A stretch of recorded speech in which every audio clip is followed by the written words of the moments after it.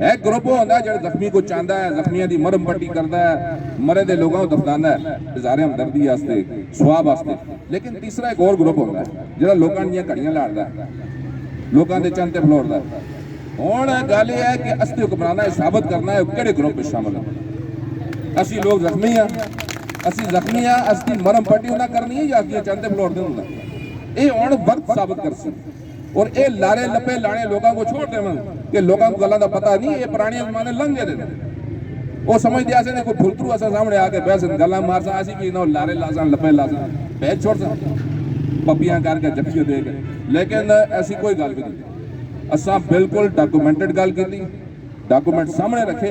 जेडे डॉक्यूमेंट असते अलहमदुलिल्लाह वजीरां कोल भी नहीं, बाकी टेक्निकल लोगों को भी नहीं, वो भी ला के उन्हें आगे रखे कि सरकार असों पढ़ने पै गई, ये असम गले पै गई, असों पढ़ने पै गए। जनाब पढ़ो, इसमें क्या लिखा था जो जनाबा छोड़ मुहिदात 1996 तो कहन के 2003 तो कहन के अज तक 2023 तक की जी डिटेल शौकत साहब दसी है, वो सारी उन्हें आगे रखी कि जनाब ये सारिया गल्लां मनन, अलहमदुलिल्लाह सारिया गल्लां मनन, जनाब वज़ीर-ए-आज़म भी सारिया गल्लां मनन।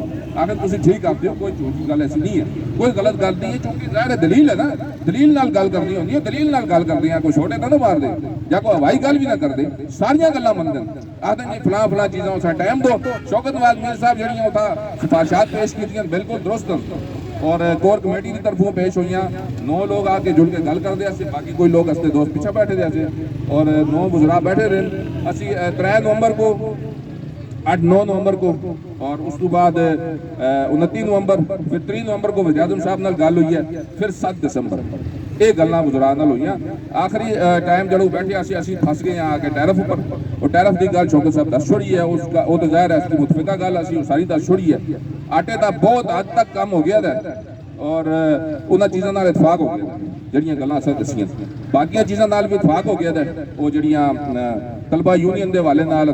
अच्छा बलदियाती वाले मामलात उन्हें आखे असीं जी बलदियाती में कमेटी बनाई दी है, सारे मुतफिक होकर बह के गल कर रहे हैं। हुण असते जिहड़े काउंसलर वज़ारत उन्होंने दसन के किधर तक गल पहुंची और किस तरह की हुई, क्योंकि ये जो बुनियादी गल है असां उन्होंने कोलों पुछया जी 1 अरब रुपया तुसां पट्टिया है, इस गलत है, वो 1 अरब रुपया को पट्टने का फायदा की है, उसको भी किसी तोड़ लाना। ज़ाहिर है वज़ीर-ए-आज़म साहब बड़ी खुल के गल की, वकीला साहब